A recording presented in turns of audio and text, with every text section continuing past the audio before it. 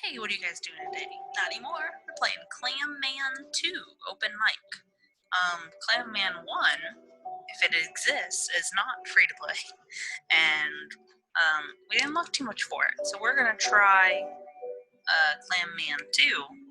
It is apparently about comedy and like jokes are loot and comedy shows are bosses. And that's about all I know. So we're gonna head into this and see what's up. Clam 2 open mic.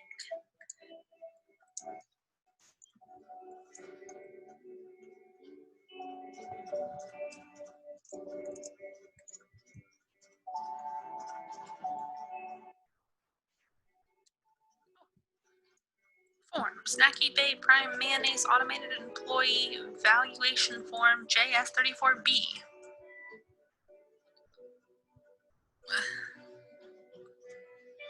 Huh? Form. The form on the desk in front of you. That's what it says. Okay.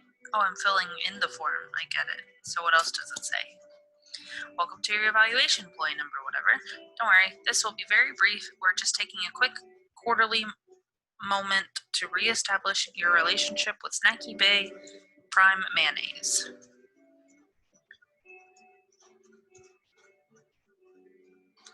Wasn't aware that I had a relationship. Of course you do. You've been at the company for years. You two have a long, rich history together. Okay. It's crazy. That whole conspiracy, that was 4 years ago.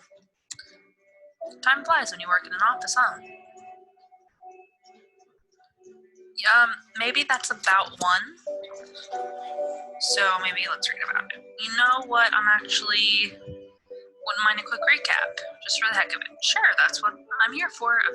Employee evaluation and exposition. 4 years ago, more or less, you almost single-handedly stopped a horrible conspiracy set in motion by Snacky Bay, Mayor King, and the mob.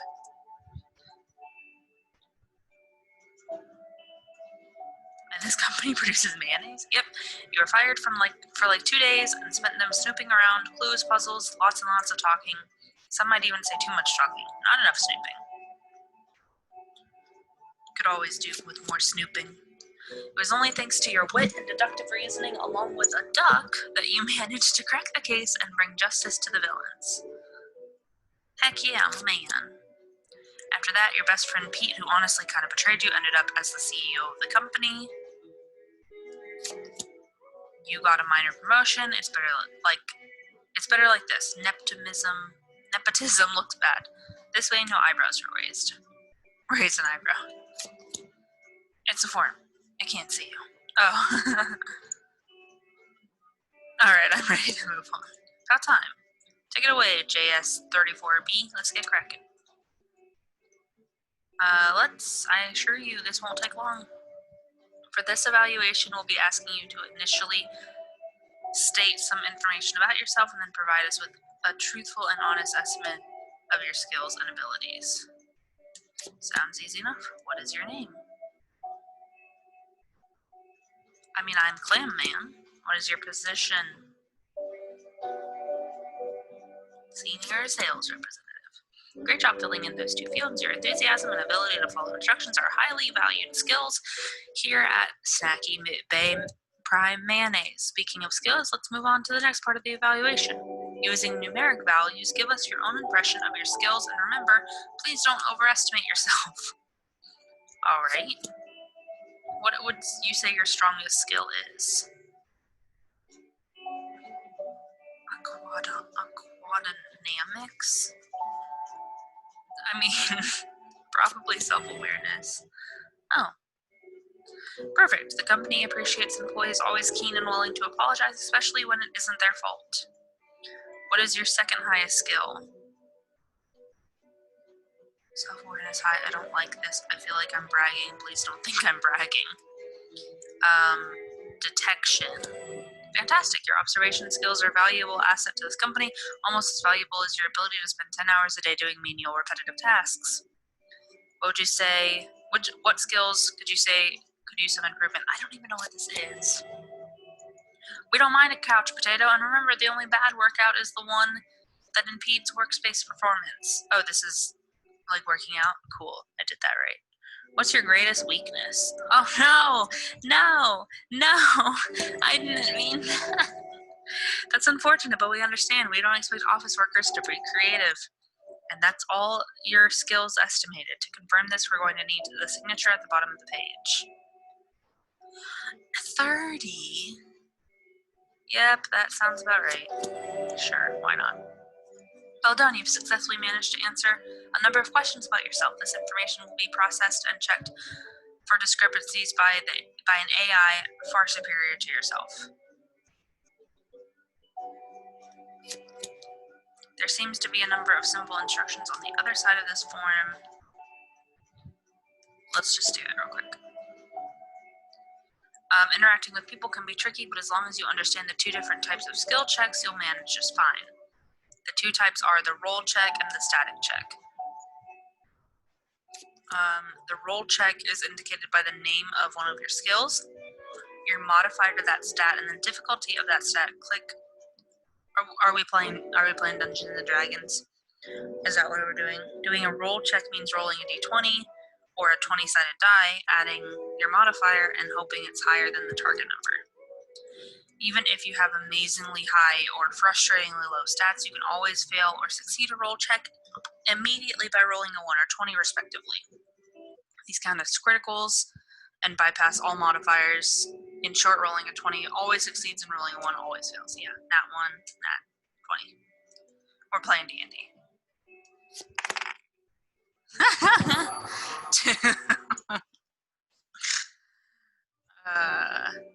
Try to understand. Okay, wait. No, come on. It means you failed. This time, yeah, I know. Try to understand. Come on, we got it.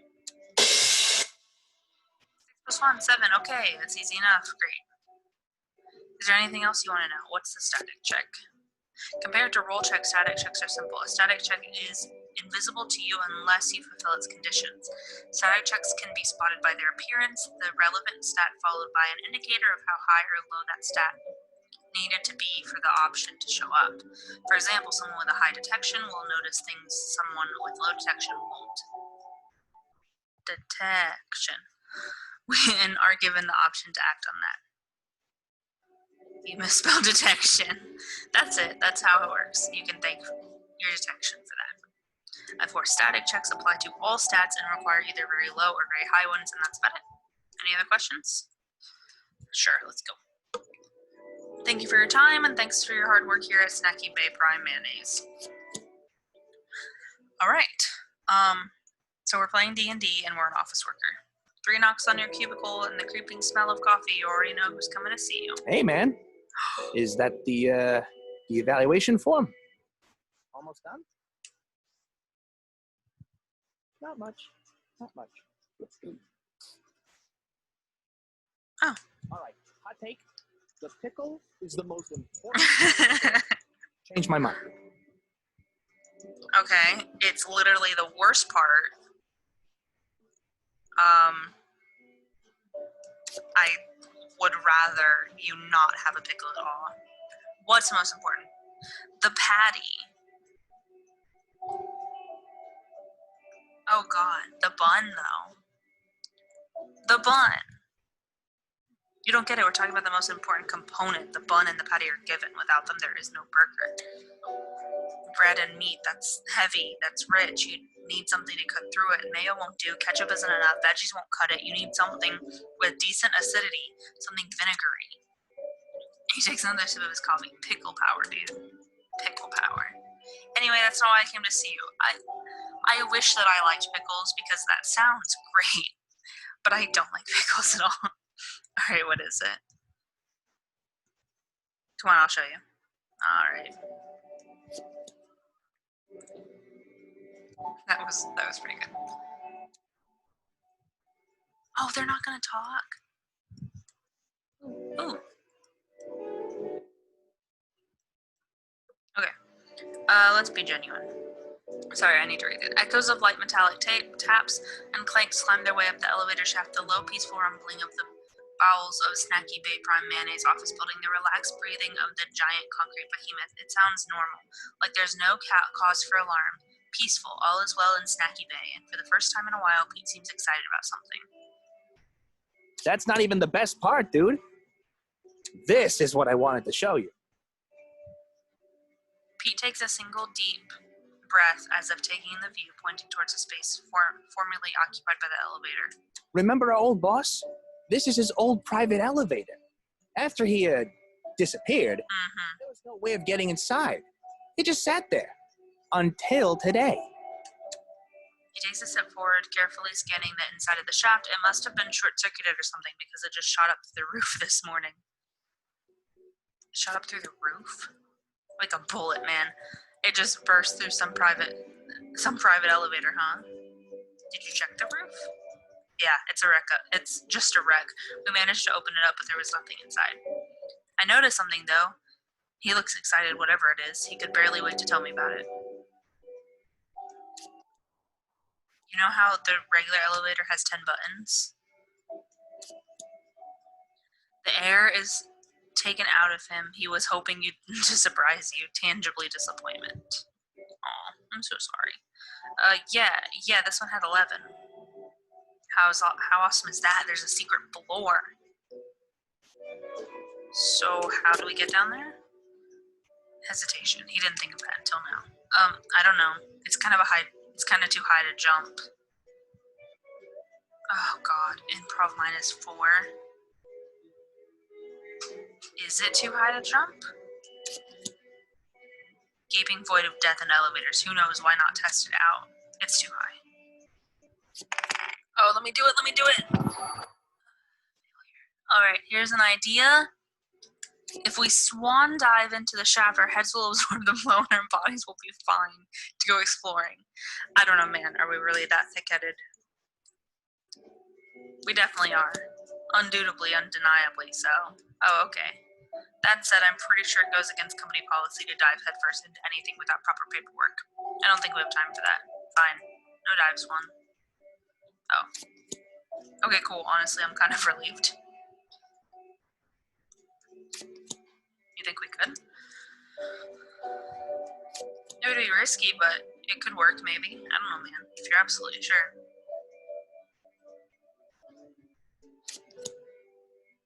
Either we climb down now or we'll wait until the service guy shows up later today. He'll probably have a ladder or a rope.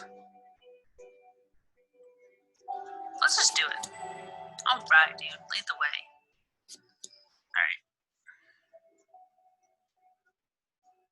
Are you sure about this, dude? Not at all. Not really. This was probably a terrible idea. I'm too focused on not dying. Are you sure about this, dude? Not really. Oh man, I wish I would have realized that 5 minutes ago. Gaping void of death in elevators. The flickering lights certainly don't help the situation. It's hard enough to find a place to grip or a foothold. Ventilation and windy drafts compose a somber tune, and somewhere deep below you hear a loud medical clang, akin to the opening of a giant maw. This is it. Embrace the fall. Singing into darkness, the massive shaft will be your doom. Did you hear that? What was that noise? I think it was the elevator shaft making dick jokes. Gross. Tell it to stop. Stop it, shaft. Don't be so stiff. The road ahead is long and hard. You manage to descend a fair distance until you reach the crux of the climb, about 2 meters of flat surface walls with nothing to grip. Beyond that, you spy a construction beam right underneath you. To your right, dangles a cable seemingly unattached, swinging freely in the draft. It's unclear how far you are from the bottom. Maybe you could just drop.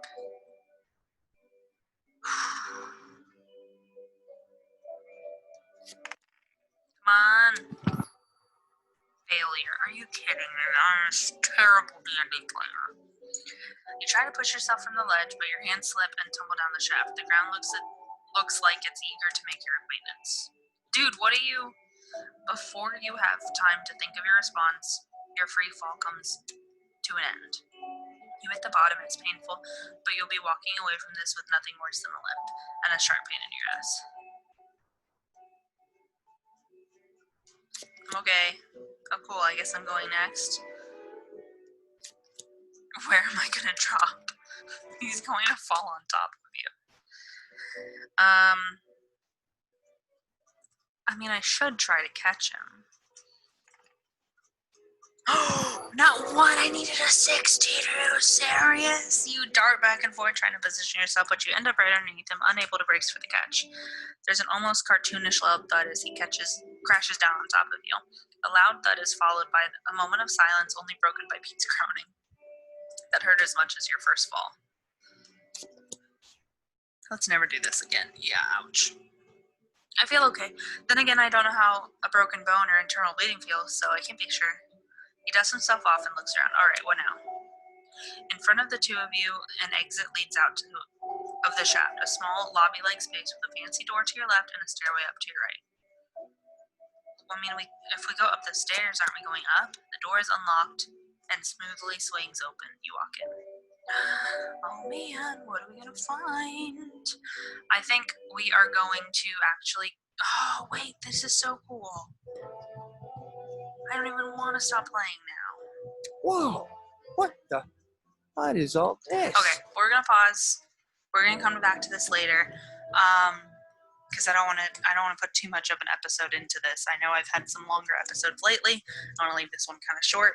So, yeah, we're gonna come back to this in a little bit, and we will see what's going on here. So I hope you guys enjoyed, and I will see you in the next one.